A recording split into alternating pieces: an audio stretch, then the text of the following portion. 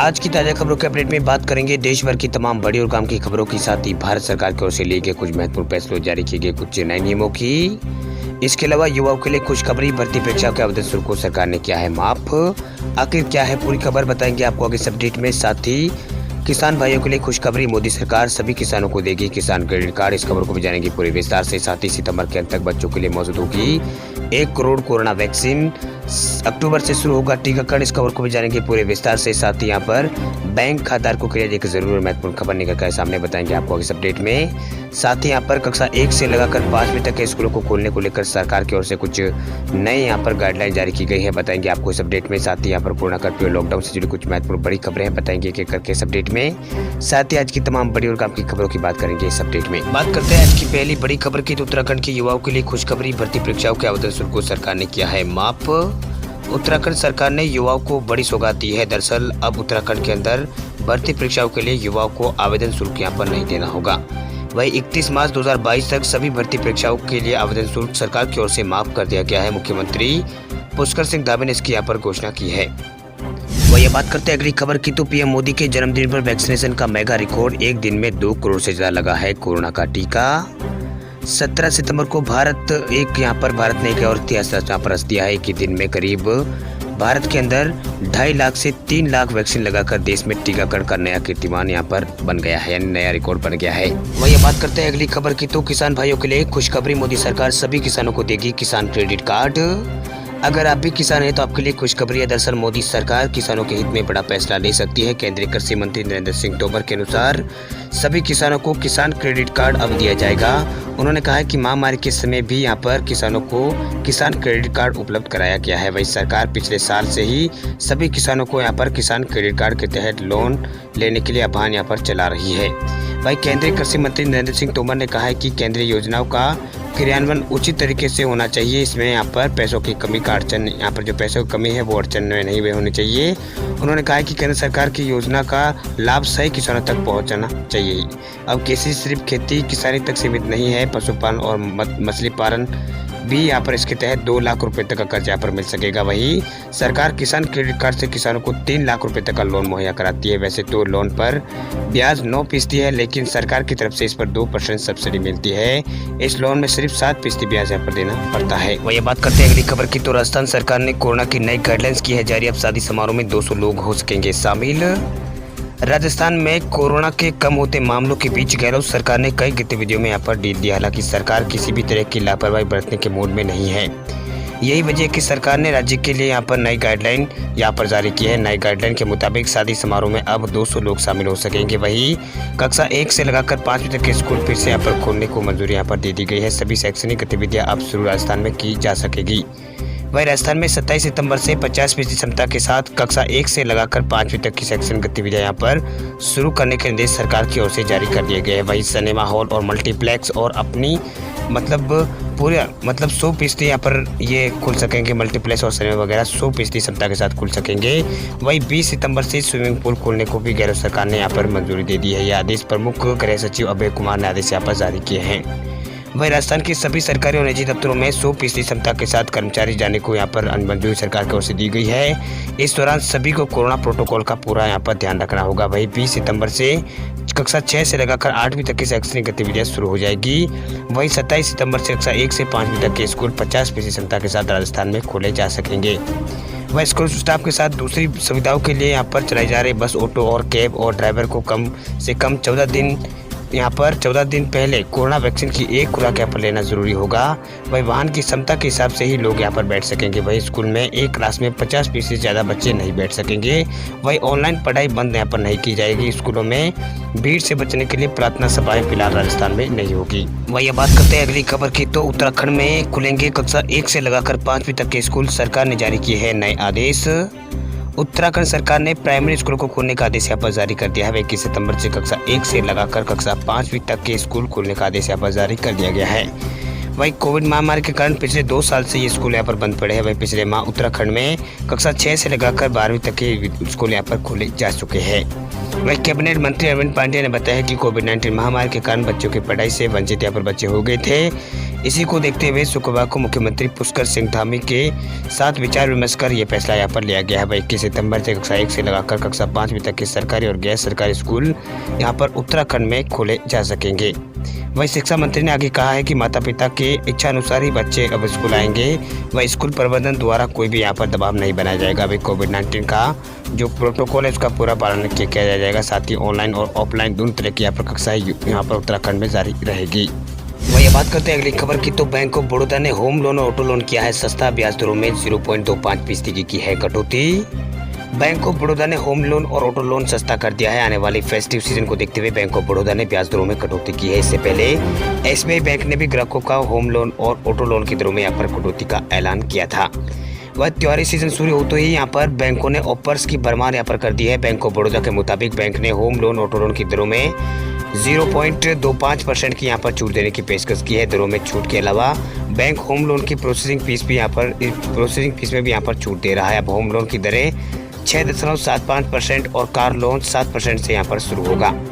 वही bank of Baroda की ओर से जारी विज्ञप्ति के अनुसार कहा गया है कि ग्राहक प्रोसेसिंग और डोर स्टेप सर्विस के लिए तेजी के लिए यहाँ पर BOB वर्ल्ड जो ऐप है उसी वेबसाइट पर यहाँ पर जा सकते हैं। यहाँ पर BOB वर्ल्ड जो ऐप है उसको देख सकते हैं, जहाँ उनके आवेदन को तुरंत यहाँ पर मंजूरी मिल सकती है। वे होम लोन और कार लोन की दरों में संशोधन की जानकारी देते हुए बैंक ने यहाँ पर मेट्रिकन एंड दूसरे रिटेल एसेट्स के यहाँ पर GM और HT सोलंकी ने यहाँ पर बताया है कि लोन की दरों में ये छूट का ऑफर फेस्टिव सीजन को ध्यान में रखते हुए लाया गया है। हमारा इरादा अपने मौजूदा कस्टमर को खुशी देने के साथ साथ बैंक के नए ग्राहकों को होम लोन और कार लोन दोनों के लिए यहाँ पर आकर्षक पेशकश यहाँ पर देने की है। वही बात करते हैं अगली खबर की, तो सितंबर के अंत तक बच्चों के लिए मौजूद होगी 1 करोड़ कोविड वैक्सीन। अक्टूबर से होगा टीकाकरण शुरू। कोरोना की तीसरी लहर के मद्देनजर बच्चों के वैक्सीनेशन की व्यापक तैयारी भारत में जारी है। इस महीने के अंत तक बच्चों के लिए जाइडस कैडिला की वैक्सीन जोकोविड की यहाँ पर 1 करोड़ डोज तैयार हो जाएगी। वह जानकारी के मुताबिक अक्टूबर महीने के पहले हफ्ते से बच्चों का वैक्सीनेशन है वो यहाँ पर शुरू कर दिया जाएगा। ये वैक्सीन 12 से 18 साल के बीच की उम्र के बच्चों को यहाँ पर दी जाएगी। आपको बता दें कि जोकोविड दुनिया की पहली DNA वैक्सीन है। वही जाइडस ने यहाँ पर डिपार्टमेंट ऑफ बायोटेक्नोलॉजी के साथ मिलकर इस वैक्सीन को यहाँ पर बनाया है। ये देश की पहली 3 डोज वाली वैक्सीन है। पहले के बाद दूसरे डोज 28 दिन में, तीसरा डोज 56वें दिन यहाँ पर लगाया जाएगा। इसके लिए सबसे बड़ा ट्रायल करीब 28,000 वॉलंटियर पर यहाँ पर किया गया है। वही पहली नोडल फ्री वैक्सीन है। इस वैक्सीन को फॉर्मजेट नेटल की फ्री सिस्टम द्वारा यहाँ पर दिया जाता है। इसके अलावा सभी वैक्सीन मांसपेशियों में यहाँ पर ये दी जाती है। ये वैक्सीन भारत के बिल्कुल अनुकूल है क्योंकि इसे 2 से 18 डिग्री पर स्टोर करके रखा जा सकता है।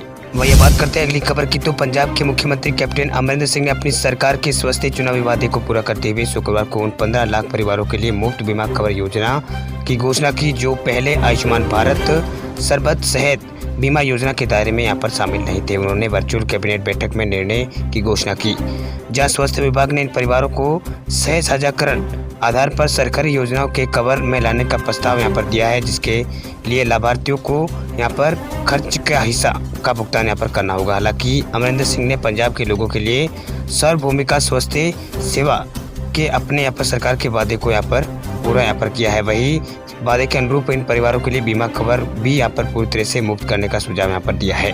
चलिए बात करते हैं अगली खबर की, तो मोबाइल फोन यूजर्स के लिए जरूरी खबर, सरकार ने बदल दिया है आपके मोबाइल सिम कार्ड से जुड़े कुछ नियम। अब नए कनेक्शन लेने या फिर प्रीपेड नंबर को पोस्टपेड नंबर में या फिर पोस्टपेड नंबर को प्रीपेड में बदलने के लिए फिजिकल फॉर्म भरने की अब आपको ज़रूरत नहीं होगी। टेलीकॉम कंपनियां ये फॉर्म भरने का काम यहाँ पर डिजिटल माध्यम से कर सकेगी। वही कैबिनेट की बैठक में सरकार ने इस फैसले को मंजूरी दे दी है। अब से अगर आपको कोई नया मोबाइल नंबर या फिर टेलीफोन कनेक्शन अगर लेना है तो आपको यहाँ पर जो KYC है पूरी तरह से जो आपका KYC है वो यहाँ पर डिजिटल होगा, यानी KYC के लिए आपको किसी तरह का कोई भी यहाँ पर कागज जमा नहीं कराना होगा। वही पोस्टपेड सिम को प्रीपेड करने जैसे कामों के लिए भी अब कोई फॉर्म यहाँ पर नहीं भरना होगा। इसके लिए डिजिटल KYC ही अब मान्य यहाँ पर होगी। वही नए नियमों के अनुसार आप सिम देने वाली कंपनी के ऐप के जरिए सेल्फ KYC करा सकेंगे। इसके लिए आपको मात्र 1 रुपया यहाँ पर देना होगा। अभी के नियमों के अनुसार अगर कोई ग्राहक अपने प्रीपेड नंबर को पोस्टपेड नंबर या फिर पोस्टपेड नंबर को प्रीपेड नंबर में अगर चेंज करता है तो उसे हर बार KYC की जो प्रक्रिया है वो यहाँ पर पूरी करनी होती है, लेकिन अब सिर्फ एक बार ही KYC यहाँ पर करानी होगी।